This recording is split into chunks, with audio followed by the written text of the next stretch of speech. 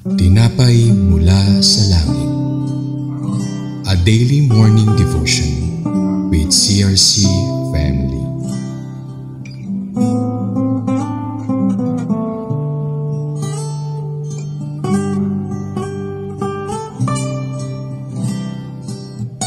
Isang mapagpalang umaga po mga kapatid. Ako po si Gina Liasa from CRC Tanay Daughter Church. Samahan niyo po kami sa ating programang Tinapay mula sa langit, ang pang-araw-araw nating devotion sa salita ng Diyos. Ngayong umaga ay matutunghayan natin ang Deuteronomy 21 verse 1, the presence of unsolved murder o pagpapasya tungkol sa di malutas na krimen. Ngunit bago po tayo magpatuloy, tayo po ay dumako muna sa maikling panalangin. Panginoon, magandang umaga po sa iyo. Salamat sa panibagong buhay at panibagong araw na ipinagkaloob mong biyaya sa amin. Patawarin mo po kami sa aming mga kasalanan at ngayong araw na ito, Panginoon, ikaw po ang manguna sa gawaing ito. Ito ang aking samot dalangin sa pangalan mo, Jesus. Amen. Muli, magandang araw sa inyong lahat at ngayon ay tatalakayin natin ang isang paksa na the presence of unsolved murder o pagpapasya tungkol sa di malutas na krimen. Kung ang sino man ay matagpuang pinatay, malamang ito ay tumatalakay sa isang kaso kung saan ay kamatayan mula sa natural na mga dahilan ay pinasyahan.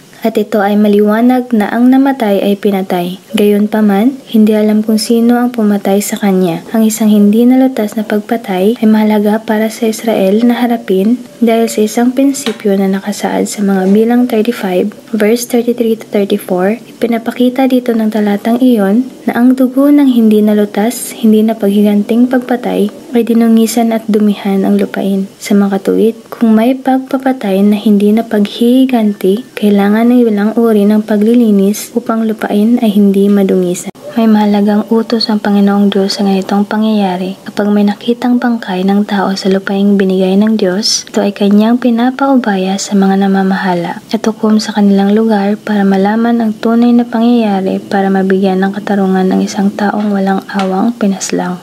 Kaya inuutos ng ating Panginoong Diyos ayon sa bilang 35, verse 34 to 35, kaya huwag ninyong dudungisan ng lupaing inyong tinitirhan, dahil ako mismo, ang Panginoon, ay naninirahan kasama ninyong mga Israelita. Tayo po ay manalangin. Panginoon, salamat sa salita mo ngayong araw na ito na nakapulot kami ng magandang aral mula sa iyo. Panginoon, lumalapit kami sa iyo na humiling ng kapayapaan na maghari sa aming bansa. Idinadalangin namin, Panginoon, na wakasan ang karahasan at kaguluhan. Nawa ang iyong kapayapaan, Panginoon, na higit sa lahat na pangunawa ay sumaklaw sa bawat puso, bawat lungsod, bawat sulok ng bansang ito, Panginoon. Hayaang manaig ang pagiging patas sa bawat batas, patakaran at desisyon na gagawin ng ating mga pinuno. Panginoon, naway manindigan sila sa tama kahit mahirap.